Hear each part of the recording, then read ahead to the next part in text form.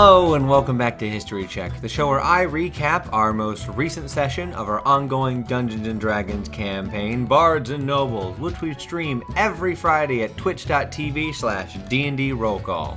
So this episode is actually going to be taking the last two sessions of our campaign and putting it into one recap. So ready? Let's go.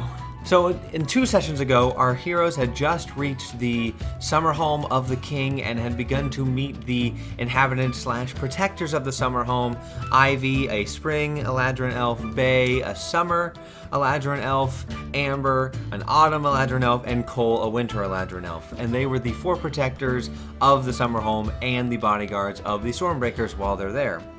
While there, Chet had decided to stay up and have a constant watch on Morena, and with love in Morena's heart, she wanted to be there with Chet and stay up as well. So Hemnes and Soren had more of a free range during the day to spend time with the Eladrin elves as well as Nana, and Soren began making his own Soren mead using their more sophisticated mead making facility that they had. They also learned of why the Eladrin elves were there, and that they were all very on purpose the element or season that they were, and that they're more of these special forces for the king that haven't really been needed, so they have been staying in the summer home as kind of a covert base of operations. The group also learned more about each of their individual subclasses and their true nature of how they fight, as well as Soren, came to closer to the time when he was going to have to fight Bay. Morena and Chet, on the other hand, spent their evening spending time with each other, enjoying each other's company while they both stayed up and had their, day during the night when everyone else was asleep. In the morning, though, when Chet and Morena were still awake, they came down to have breakfast with the group, and Chet kind of pulled back on his need for so much tight security with Morena and understood that there was going to be protections in place for Morena and that he should be able to also relax and spend time with everyone, especially Morena. Now, after Chet had, formally seen everyone's abilities and talked to them more, the time came for Soren and Bay's one-on-one fight, to which Soren won. Soren beat Bay. Bay is a Sun Soul monk and a bard, while Soren used his hammer, and it was a fair fight. Bay did say that Soren could use his hammer, so it wasn't like Soren just started using a hammer out of nowhere. But Soren won. It came down to the wire. But victorious, although a little bit shocked in his own victory, well-fought victory. Soren believed that he shouldn't have won that fight, but Bay took it very, very fairly and shaved off her head just as she promised she would.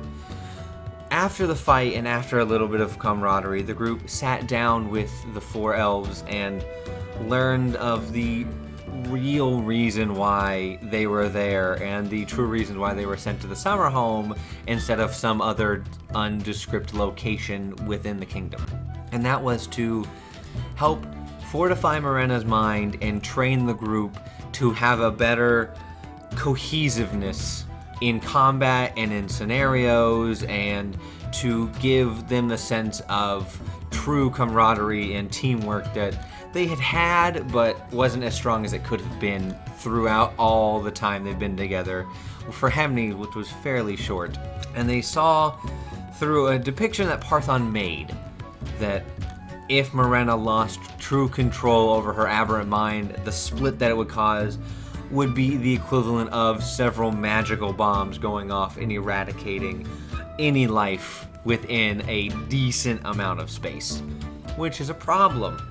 And that is where session 1 ended. Now, the second session we're going to recap started right there as the group had come to terms as Ivy and Amber went to get cookies and tea for the group to help calm them down and give them some time alone to discuss the true nature of things before the group sparring match, the 4v4 that they had agreed upon doing later in the day or the next day, depending on how the group was feeling. The group decided it probably would have been best to give, a little bit more time before the sparring match between the 4 of them.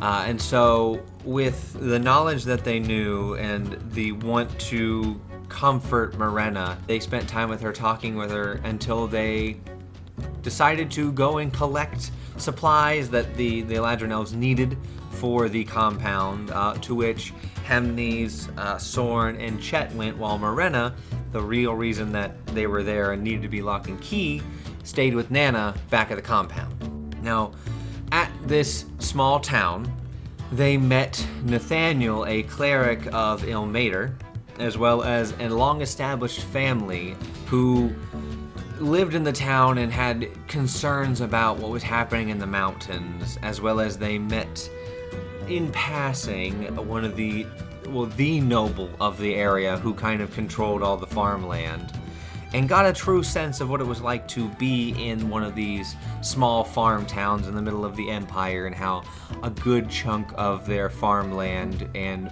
crops were going to the Empire and to the noblewoman, who they might run into later on. Upon talking to Nathaniel, they kind of spilled the beans about what was going on in the mountains.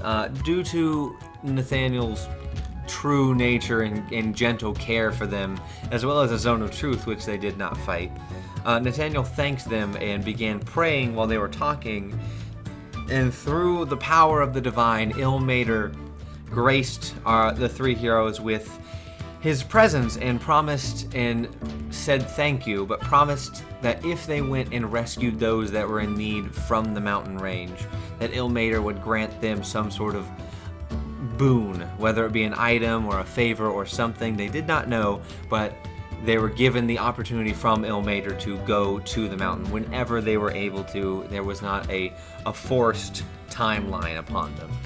Sorn went around the small town and experienced once again what it was like to be in a small town, since it had been forever since he was in Sonderheim growing up with Jeb and the rest of the family, and got a sense of ease and a little bit of homesickness, but happiness seeing this small town working together and existing peacefully, even after Sorn had seen everything that he had seen throughout his adventures so far. Hemnes, Chet, and Sorn then afterwards went back to the summer home, giving the goods that they had got, and after a little bit of time and a little bit of rest, they agreed to fight the 4 elves, and the battle commenced as soon as they had formulated a game plan, and the 4 elves were out waiting for them out behind the house, and the battle went fairly well. I think it's a really interesting battle. If you want to watch anything, go back and watch the battle. It is a good sense of the team's growth and some very good spell usage on Chet's part. It totally threw me for a loop. And the group was victorious to a point. There was a sense of they had fought well past what they had originally intended to fight through. They did take down Bay, and they did take down Cole. Ivy was still up and Amber was still up, but the 2 main frontliners they did handle. One after another, Chet, then Hemnes, then Sorn, or was it Sorn, then Hemnes? All in all, the 3 fell until it was just Morena.